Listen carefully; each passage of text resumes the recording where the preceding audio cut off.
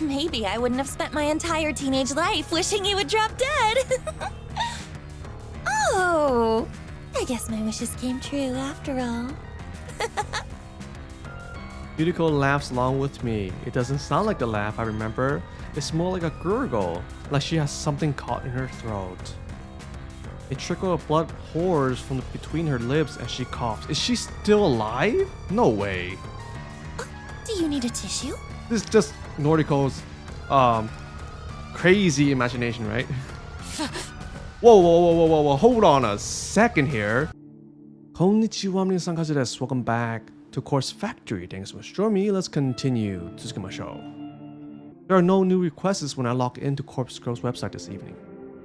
I'm strangely okay with that. There's something I want to do before more requests come through anyway. I'm going to make some updates to the website, a few improvements that will considerably ease the workload placed upon Corpse Girl, Kojiro, and Tomoe. In the website's admin settings, I add a couple of extra data fields to the front page. Are you going to ask for the address now? Instead of just asking for a photo and a phone number, the website now requires a victim's address to be provided. This will ensure we can successfully deliver a course for every request. In addition, the site now asks for a victim's name. I have always been hesitant about requesting this specific detail. I never wanted to know the names of the people Corpse Girl will kill.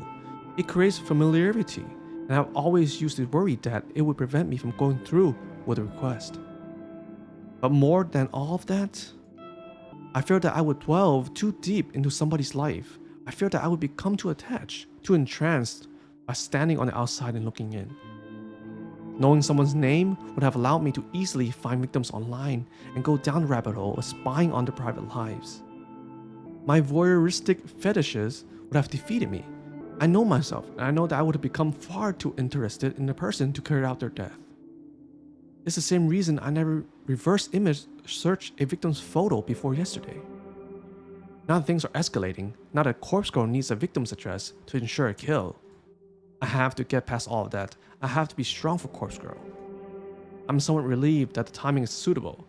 After all, I haven't been as aroused as usual when stalking people online. I don't know if my libido is just low or if I truly have become uninterested in such things.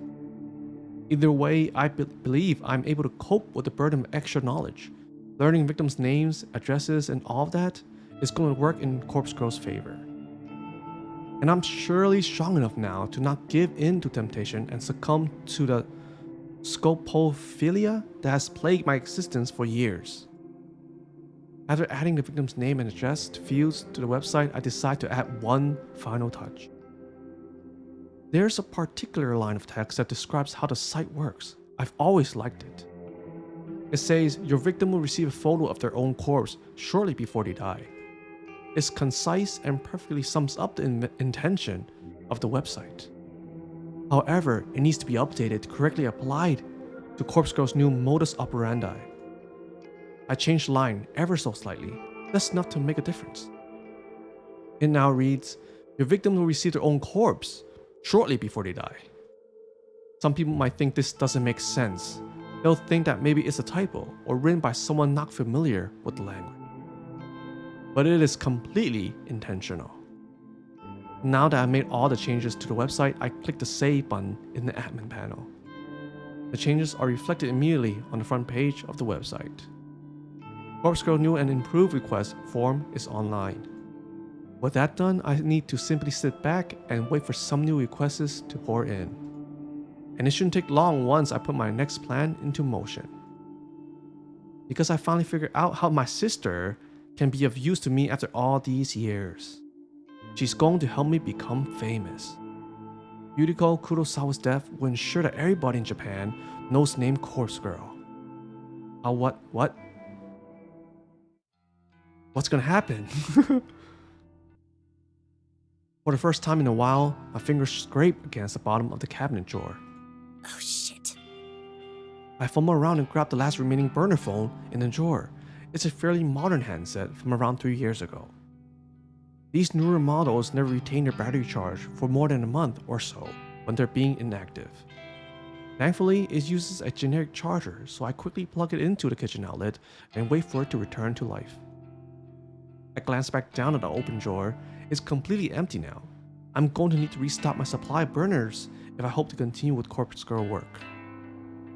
I nervously bite my fingernails at the thought. Is this gonna be her last job, basically? It's gonna be her last corpse. Getting these phones isn't easy. It's free, yes, but not easy. And if I get busted trying to lift a stack of them, that might very well be the end of me. I have to obtain as many new phones as possible at some point today. Once Corpse Girl kills my sister, my website is going to explode with new requests. I need to be as prepared as possible. I decide to finish getting ready for work while the burner phone charges. As much as I like to simply skip out and deal with my sister, I do need to pop into the office. Missing too many days is going to lead to getting fired, and that might compromise my mission. I take my medication, I apply my makeup, I pack my handbag. It's also mundane, but it's also necessary. Each day is the same routine. There's comfort to be found in that, especially for someone like me, but sometimes I remember the excitement of finding myself in new situations. Even if those situations end up with me lying in the muck of a bathroom floor or against the stone-cold tiles of a morgue. When I'm ready to leave the apartment, I snatch the burner phone up and check the battery. It's around 40%. That should be plenty. I stash it in my handbag so it's ready for action when the time comes. Ooh, you get found out? Someone's gonna find the burner phone on you? I'm out the door at the same time as every other day.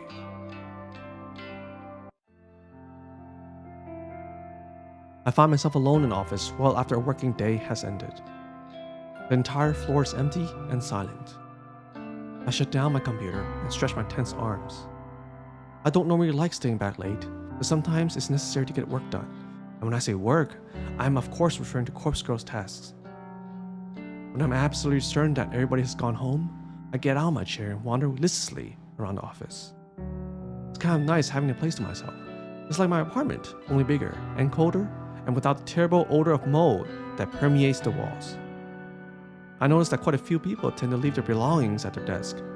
Nothing too valuable, the occasional coat, hat, or a pair of headphones. Should somebody of low moral character wish to steal them, there would be nothing stopping them. I'm personally not interested in any of that. I walk to the other side of the office floor and reach the seniors' cubicles.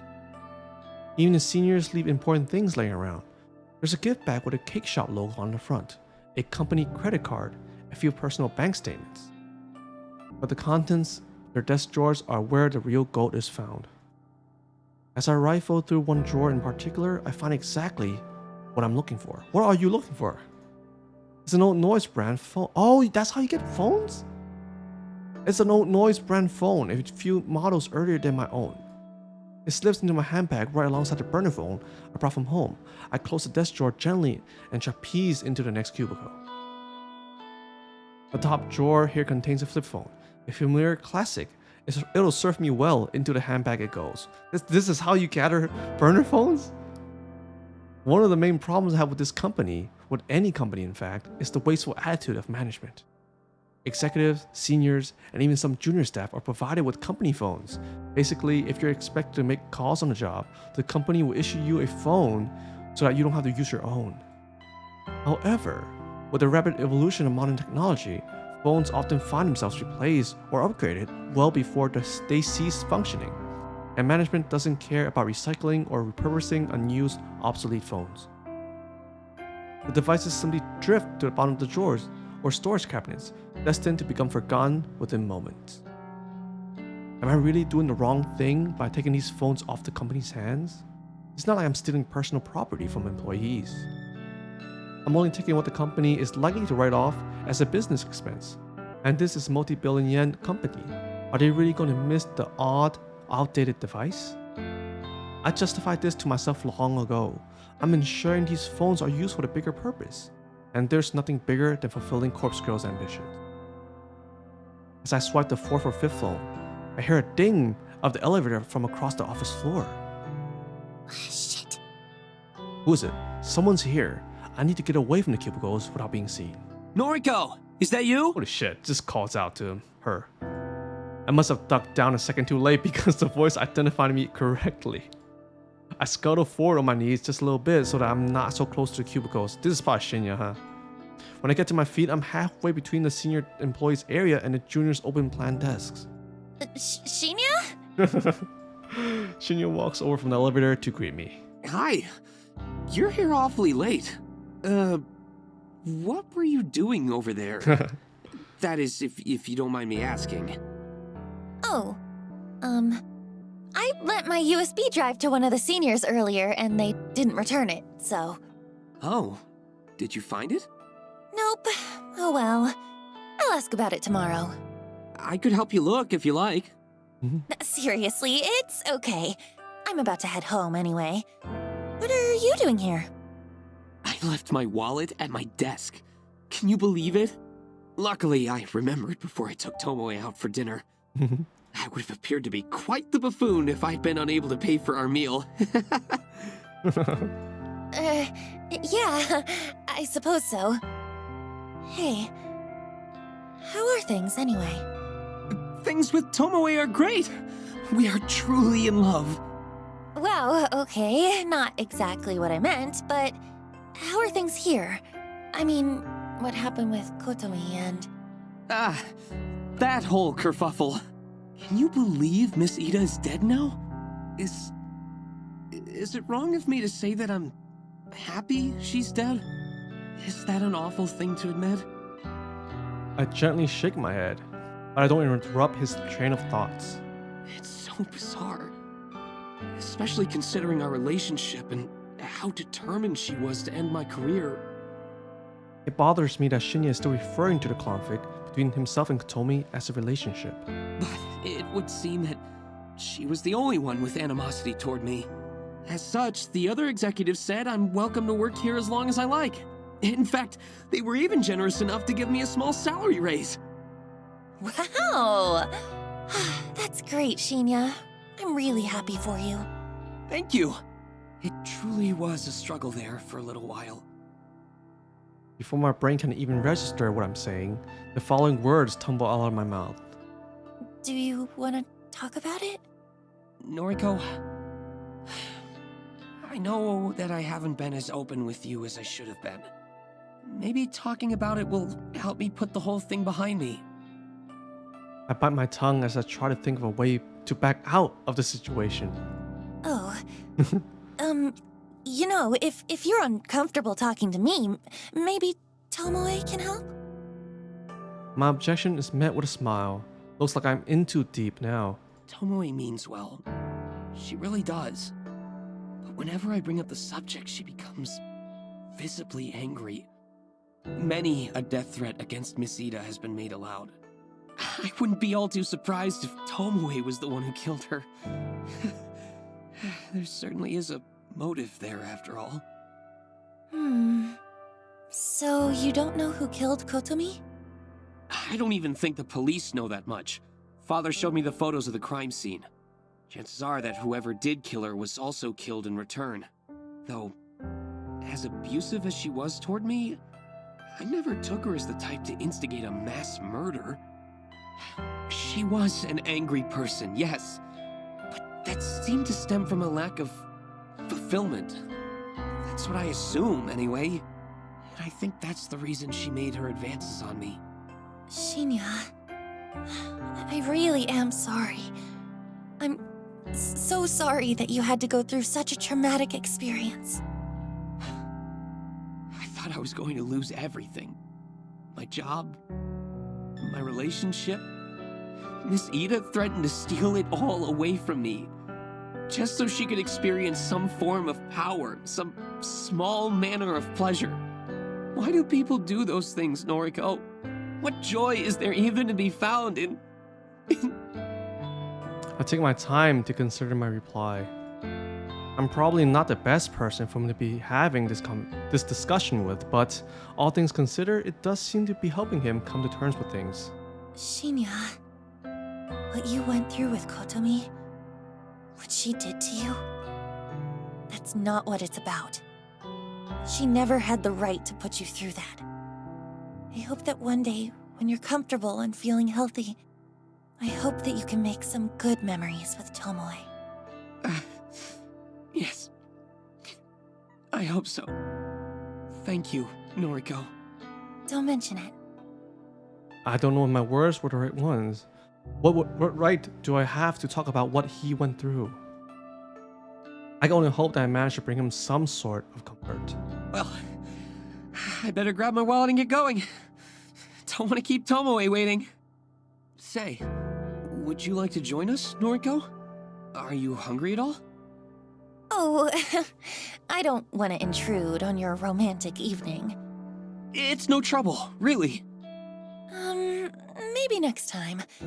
I have some things I need to do tonight. Okay, no problem. Well, see you later. Shinya takes off towards his desk. I breathe a sigh of relief as I hoist my hand back up from the ground, feeling the reassuring weight of my newly acquired burner phones. I enter the elevator and give a polite wave to Shinya as the doors close. Give me a call back when you leave the restaurant. Ugh, you want me to drive tonight? It has to be tonight. We talked about this. But Please. Kojiro is on standby as well. fine. Not like I've been dying to bring Shinya back to my place or nothing. Don't push Shinya. Let him tell you when he's ready. Yeah, I know. Look, I'll probably be out of the restaurant in an hour. That cool? Yes, thanks. Bye! Tomoe hangs up. I look down the street, my gaze aiming directly at the restaurant Tomoe is currently seated at with Shinya. I'll need to kill an hour around here, but what is there to do? I'm not exactly keen on the idea of window shopping. I don't even want to be here. But standing in one spot as dozens of people walk by is really nerve-wracking. I'd go visit Aoi at the maid cafe, but then I have to pay the table charge to enter, and it'd probably be pretty weird to be served by girls in maid costumes. Not really my thing. As I glance around, I notice a 24-hour manga cafe at the end of the street.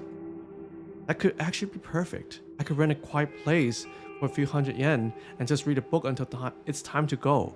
No one there to bother me. In fact, the only person I need to speak to is the attendant at the counter. With my mind made up, I hurry along the manga cafe. Pretty late. Come on, you're a night owl. What are you complaining about? Just making chit-chat. Well, instead of talking, how about you hold that flashlight still? I can't see what I'm doing with you waving it around. Wait, when was Noriko wearing a lab coat? Yes, ma'am. I'm nearly done anyway. Fucking Yuriko. This wouldn't be so difficult if she didn't have different haircuts in every single photo on her profile. I'm just going to have to estimate the length of her hair for now. The corpse on the table in front of me looks like an uncanny clone of my sister. I snip away a little more of the hair from her fringe and then put the scissors aside. You two must be close. The opposite. Makeup's done! Thanks. Oh, they're Looks all good. wearing lab coats. Tomoe beams as she puts the cap back on the lipstick in her hand. I think we're done. Can you zip up the bag? I really need to wash my hands. You got it, boss. I step away from the corpse and plunge my hands into the ice-cold bucket of water on the factory floor. I have to admit that we've become pretty good at this whole thing. In just a week or so, we managed to refine our art and synchronize our duties. Okay, load her in the van. I'm going to send the corpse photo now. You sure about Holy this? shit, I want to You see. think she's gonna be wanna awake this see. time of night? I want to see I'm how. What positive. is it? This is the best time to do it. According to her noise feed, Yuriko Kurosawa is currently attending a massive party. I'm sure the venue will be packed to the brim with her scumbag friends. She's been posting about it for days. It wasn't hard for me to find out all the information I needed, since whoever organized the party posted it as a public event. Yuriko is about to receive a photo of her own corpse. How does it look like? And in less than an hour's time, she's going to receive her carbon copy corpse in a body bag in front of at least 100 people. The mass panic that will break out is sure to be hilarious. I don't want to miss it, and I don't want to miss my sister's final moments. Maybe she'll kill herself in front of her closest friends? Or maybe the tear will slowly eat away at her and she'll go home first before deciding to just can't take it anymore. I'm happy with either result. She's finally going to get what she deserves. I hate her so much. She's a low-life degenerate, a delinquent, the utter scum of the earth. And she never calls me. I thought she remembers I even exist. Ready to go? I snap out my thoughts and look at the phone that I had been subconsciously holding in my feeble grip. It's the burner phone I picked up from home earlier this morning. Yuriko's course photo is glowing on the screen, ready to be launched into the network. I hit send. Okay. Kojiro nods and hauls a zip-up body bag onto his shoulder. The weight of the cadaver inside causes him to stumble a little, but he regains his balance and shuffles towards the factory entrance. I examine the body bag as Kojiro carries it. It's the same white HRP that we picked up from the morgue, but I made a rather nice adjustment to it. Big, bold letters are scrawled along the side in purple and black permanent marker. It says, "With love, from Corpse Girl." Underneath the massive letters, in smaller script, is Corpse Girl's website address. A scribble of a cute anime girl decorates the other side of the bag. It's the very same character that dances animatedly on Corpse Girl's website. Tomoe told me this was a bold move. Kojiro didn't seem to care. Yuriko Kurosawa is about to be publicly executed. Tonight is the night that Corpse Girl becomes known to the world.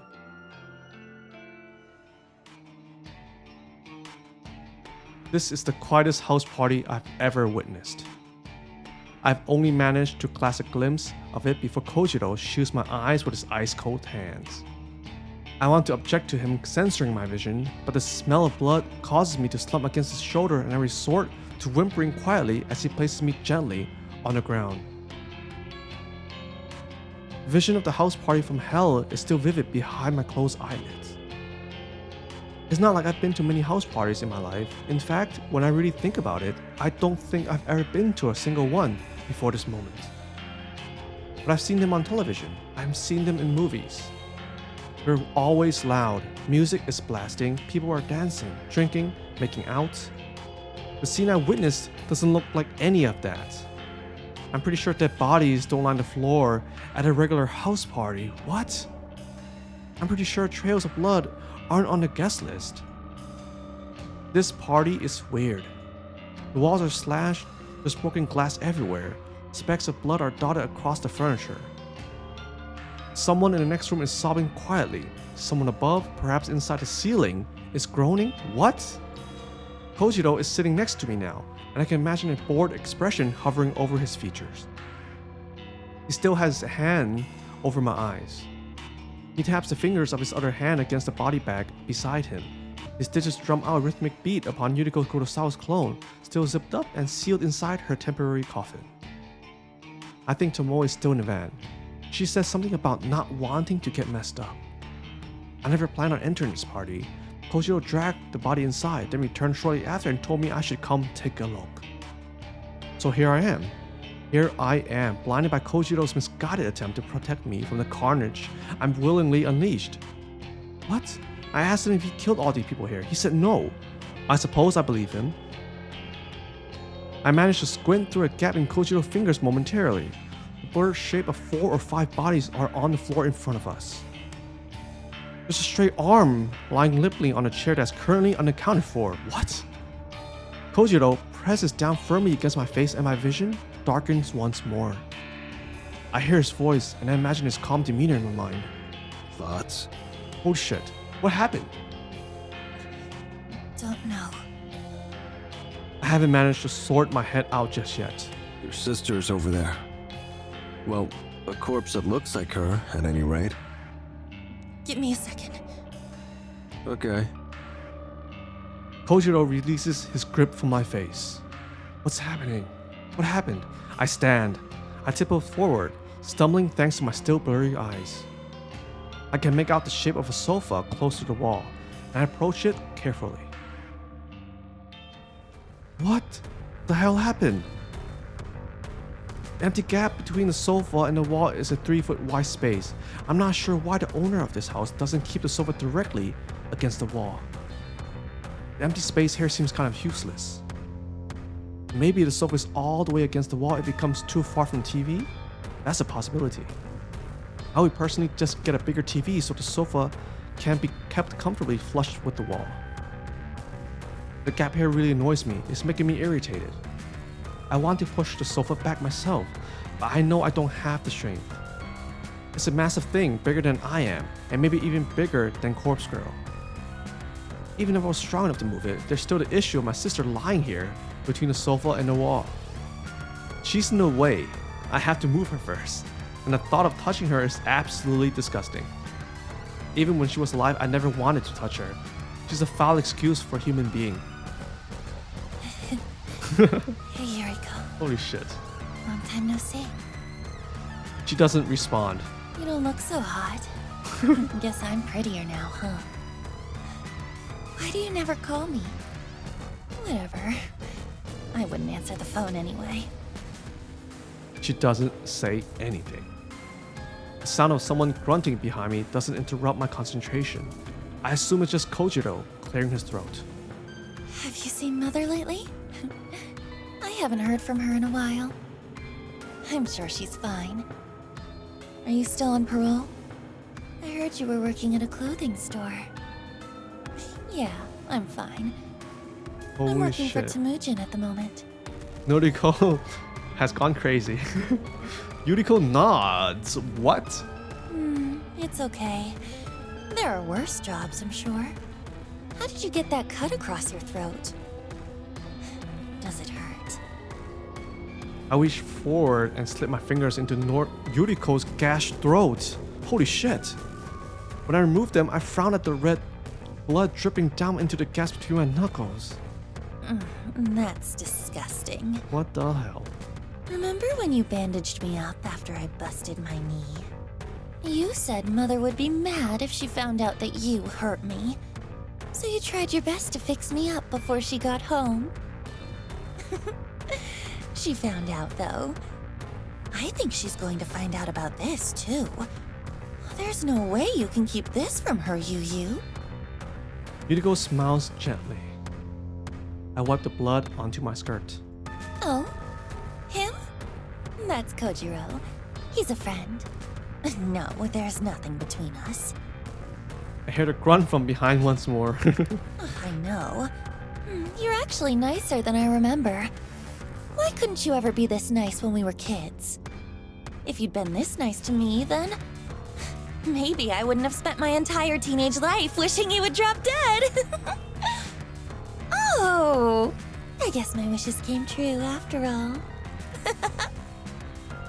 Yuriko laughs along with me. It doesn't sound like the laugh I remember.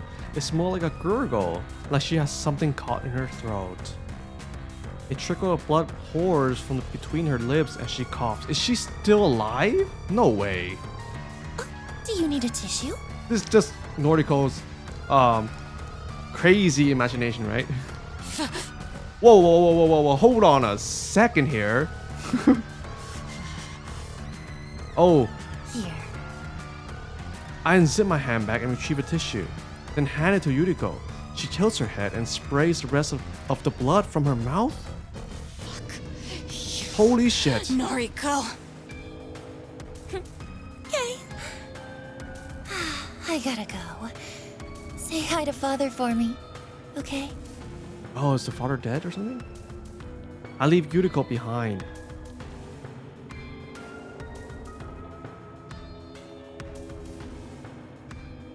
Holy shit. After making my way out of the cursed house, I find Kojiro waiting by the van.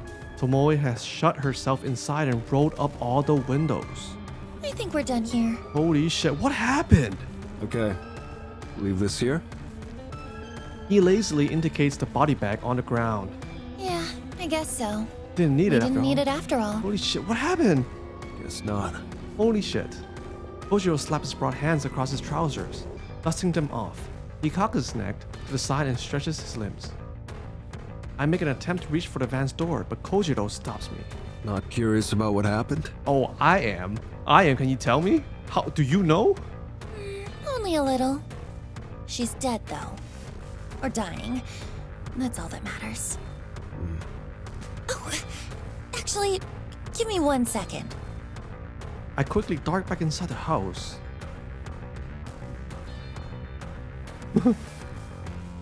I weave across the room and duck behind the sofa once more.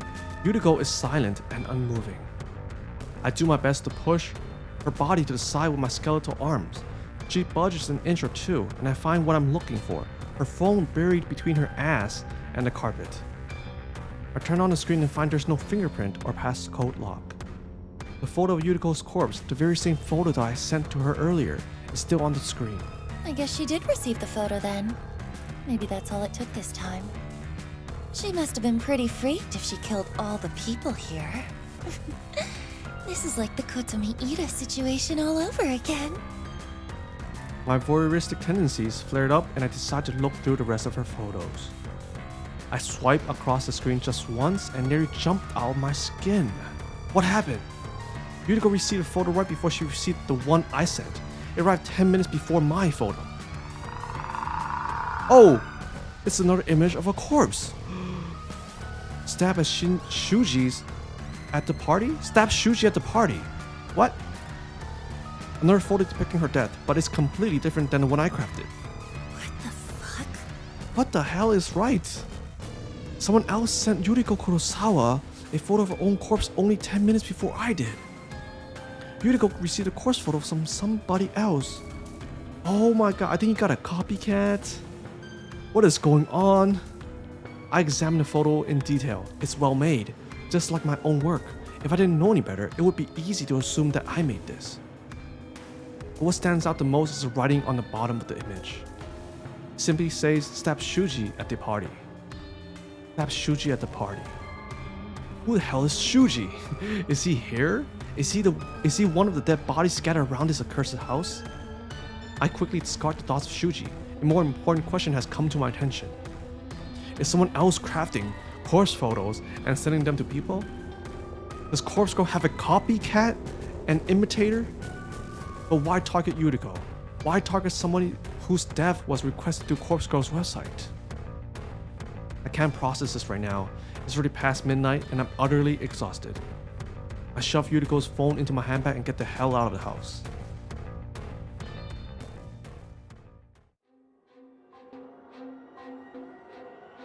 Alright, you know what? I think I'm gonna end this here for today. But thank you all so much for watching. I hope you enjoyed.